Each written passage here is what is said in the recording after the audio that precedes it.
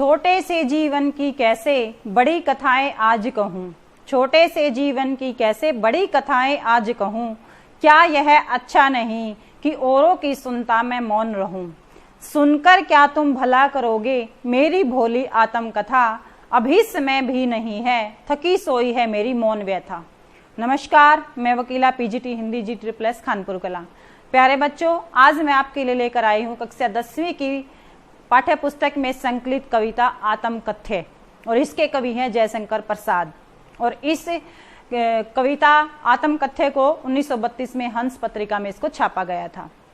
इस कविता में कवि ने अपने जीवन के बारे में, अपनी आत्मकथा के बारे में, किस प्रकार से कवि के जीवन में दुख ही दुख रहे हैं, जीवन के अच्छे पल बहुत ही कम रहे हैं और उन दुख के पलों को यहाँ पर इस कविता के माध्यम से प्रकट किया है।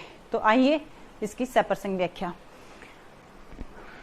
मधुप गुनगुनाकर कौन कहानी अपनी यह, मुरझा कर गिर रही पत्तियां देखो कितनी आज घनी। अब यहाँ पर कवि ने किस प्रकार से अपने जीवन के जो दुख हैं उनको किस प्रकार से यहाँ पर व्यक्त किया है। कवि कहता है मधुप, मधुप होता है भंवरा, भंवरा है मन रूपी भंवरा। गुनगुनाकर कह जाता कौन कहानी अपनी है। कवि कहता है कि मेरा जो जीवन है वो एक उपवन के समान है और उसमें मन रूपी भंवरा पता नहीं कौन सी कहानी बार बार मेरे पास आकर सुना रहा है। मुरझा कर गिर रही पत्तियां देखो कितनी आज घनी। मेरे जीवन रूपी उपवन में बहुत सारे असंख्य वृक्ष थे जिस पर हरे हरे पत्ते नजर आते थे। हरे पत्ते यानी कि सूखे के पल। मेरे जीवन में बहुत सारे सूखे के पल थे, लेकिन आज ये सारी पत्तियां मुरझा कर गिर रही हैं। यानी कि मेरे जीवन के जितने भी सूखे के पल थे वो बीत गए हैं और दुख ने मेरे जीवन में आना शुरू कर दिया है।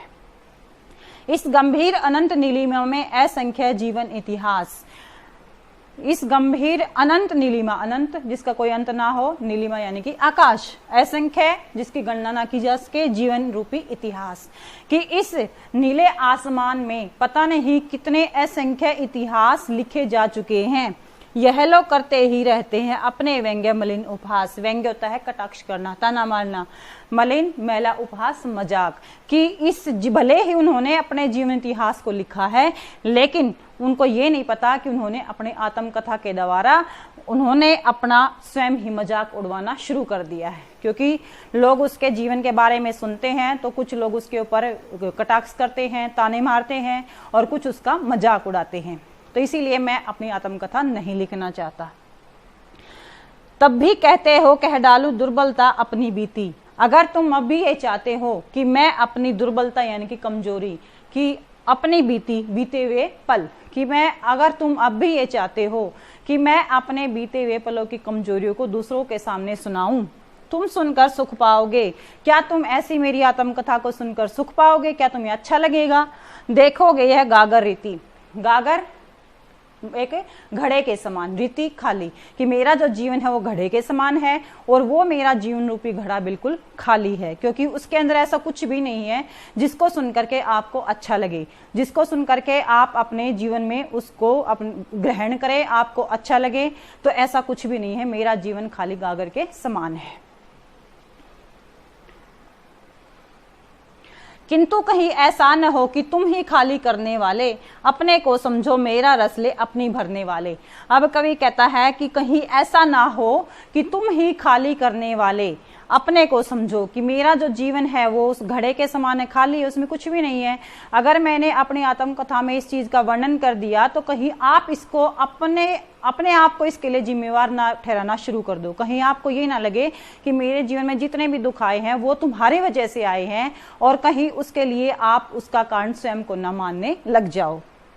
मेरा रस ले अपनी भरने वाले, और मेरा रस यानी कि मेरे अच्छे पल, मेरे सुख के पल, कि मेरे जो सुख के पल हैं कहीं आपको ऐसा ना लगे कि मेरे जो सुख के पल हैं वो तुमने अब चुरा लिए हैं, उन सुख के पलों को तुमने अपने जीवन में डालना शुरू कर दिया है। कहीं तुम ऐसा ना समझने लग जाओ कि मेरा जो जीवन में दुख के पल आए हैं वो तुम्हारी वजह से आए हैं, तुम अपने आप को उसका कारण ना समझने लग जाओ और तुम्हें कहीं ऐसा ना लगे कि मेरा जो जीवन के रस है, जीवन के जो अच्छे पल हैं वो उनको तुमने चुरा लिया है। यह विडंबना अरी सरलते हंसी तेरी उड़ाऊं मैं, भूले अपनी यह प्रवंचना औरों की दिखलाऊं मैं। यह विडंबना है। विडंबना होती है दुर्भाग्य, कि ये कैसा दुर्भाग्य है। अरे सरलते हंसी तेरी उड़ाऊं मैं, कि मेरा जो स्वभाव है वो सरल स्वभाव रहा है और मैं अपने सरल स्वभाव का दूसरे लोगों के साथ कैसे मजाक उड़वाऊं, क्योंकि जब भी मैंने अपना जीवन इतिहास लिखा तो लोगों ने मेरा मजाक बनाना शुरू कर देंगे। तो ये दुर्भाग्य मेरे लिए है और मैं अपना जो मजाक है वो मैं नहीं बनना चाहता। भूले अपने या प्रवंचना औरों की दिखलाऊं मैं, भूले अपनी, कि मैं अपने जीवन इतिहास में किस चीज का वर्णन करूं, कि जो भूल मैंने की है अपने जीवन में, कि मैंने भी अपने जीवन में बहुत सारी भूल की है, या प्रवंचना, प्रवंचना होता है धोखा, या फिर मैं उस जीवन इतिहास में दूसरों ने मेरे साथ जो धोखा किया है, जो छल किया है, उसके बारे में लिखूं। तो मुझे ये मेरा एक दुर्भाग्य है कि मेरा जो स्वभाव है बिल्कुल सरल रहा है, सीधा साधा रहा है, मैंने किसी के साथ कोई छल कपट नहीं किया। तो मैं अगर अपना जीवन इतिहास लिखूं तो उसमें किसका वर्णन करूं, कि मैंने जो अपने जीवन में भूल करी है उनको लिखूं, या फिर लोगों ने मेरे साथ जो धोखा किया है उसके बारे में लोगों को बताऊं। उज्जवल गाथा कैसे गाऊं मधुर चांदनी रातों की, अरे खिलखिलाकर हंसते होने वाली उन बातों की। अब कवि बताता है किस प्रकार से कि उज्जवल गाथा, उज्जवल चमकती हुई जो कहानियां हैं, कैसे गाऊं, कि मेरे जीवन के जो अच्छे पल हैं उसके बारे में मैं लोगों को कैसे बताऊं। मधुर चांदनी रातों की, उन मीठी चांदनी रातों के बारे में, क्योंकि वो मेरी जो मीठी रातें हैं वो मेरे निजी पल हैं और मैं नहीं चाहता कि उन निजी पलों को मैं दूसरों के सामने दिखलाऊं। अरे खिलखिलाकर हंसते होने वाली उन बातों की, कि मैं उन लोगों को अपने उन जीवन के पलों के बारे में बताना चाहता हूँ, उन अच्छी बातों के बारे में बताना चाहता हूँ कि जब मैं अपनों के साथ बैठता था, उनसे बातें करता था और मैं खिलखिलाकर हंसता था। तो मैं नहीं चाहता कि लोगों को मेरे निजी पलों के बारे में पता चले। मिला कहाँ वह सुख जिसका मैं स्वप्न देखकर जाग गया, आलिंगन में आते आते मुस्कुरा कर जो भाग गया। अब कवि कहता है कि मुझे वो सुख भी नहीं मिला जिसका मैंने स्वप्न देखा था, कि जिसका मैंने स्वप्न देखा था कि मुझे क्योंकि मेरा जो जीवन दुखों से भरा हुआ रहा है, तो मैंने अपने स्वप्न में उस सुख को देखा, लेकिन वो सुख भी मुझे नहीं मिला। आलिंगन, आलिंगन होता है गले मिलना, आते आते मुस्कुरा, मुस्कुरा होता है मुस्कुराना, कर जो भाग गया। लेकिन वो जो सुख था वो मेरे पास आने ही वाला था, लेकिन जैसे ही मेरा स्वप्न खुला तो मुझे ऐसा लगा कि वो सुख केवल मुस्कुराकर और मुझसे फिर से वो दूर चला गया। जिसके अरुण कपोलों की मतवाली सुंदर छाया में, अनुरागिनी उषा लेती थी निज सुहाग मधुमाया में। जिसके यानी कि कवि ने अपने जीवन में जो पत्नी वियोग था उसको सहन करना पड़ा था, तो उसकी यादों को यहाँ पर वर्णन किया गया है। कवि कहता है कि जिसके अरुण, अरुण होते हैं लाल, कपोल होते हैं गाल, मतवाली यानी कि मस्ती भरी, सुंदर छाया में, कि जिसके लाल गालों वाली जो सुंदर मत वाली जो छाया थी उसमें अनुरागिनी, अनुराग भरी, उषा होती है भोर, कि प्रेम भरी जो भोर है वो भी निज होती है अपनी सुहाग मधुमाया में, अपने मीठे पलों को। तो कवि कहता है कि जो मेरी पत्नी थी वो बहुत लाल लाल गालों के अंदर उसके जो मतवाली सुंदर छाया थी वो ऐसी लगती थी कि उसमें प्रेम भरी जो उषा है वो भी अपने सुहाग की मीठी स्मृतियों में खो जाती थी। कहने का भाव ये है कि कवि की जो पत्नी थी वो बहुत ही सुंदर थी, बहुत उसके जो चेहरे की जो लाली थी वो इसकी उपमा यहाँ पर भोर से की गई है, कि भोर जब होती है तो वो भी लालिमा लिए होती है, और जो कवि की जो पत्नी है उसके जो गाल हैं वो भी लाल हैं। तो यहाँ पर उससे उसकी तुलना की गई है कि उसके जो पत्नी है वो उसको कितनी अच्छी नजर आती है। उसकी स्मृति पाथे बनी है थके पथिक की पंथा की। स्मृति याद, पाथे होती है सहारा, थका पथिक, पथिक यहाँ पर कवि के लिए आया है, पंथा रास्ता। कवि कहता है कि जैसे ही मैंने अपनी जो मेरी पत्नी है उसकी जो यादें हैं वही अब मेरे जीवन रूपी यात्री मैं अपने रास्ते पर चला हुआ हूँ और उसकी यादें ही मेरे लिए सहारा बनी हुई हैं। सीवन को उधेड़ कर देखोगे क्यों मेरी कंथा की। सीवन यानी कि जो सिलाई होती है, उधेड़ कर देखोगे क्यों मेरी कंथा की, क्यों मेरी जो कहानी है उसको आप उधेड़ कर क्या सुख पाओगे। कहने का भाव ये है कि मेरी जो पत्नी है वही मेरे जीवन रूपी रास्ते का सहारा बनी हुई है।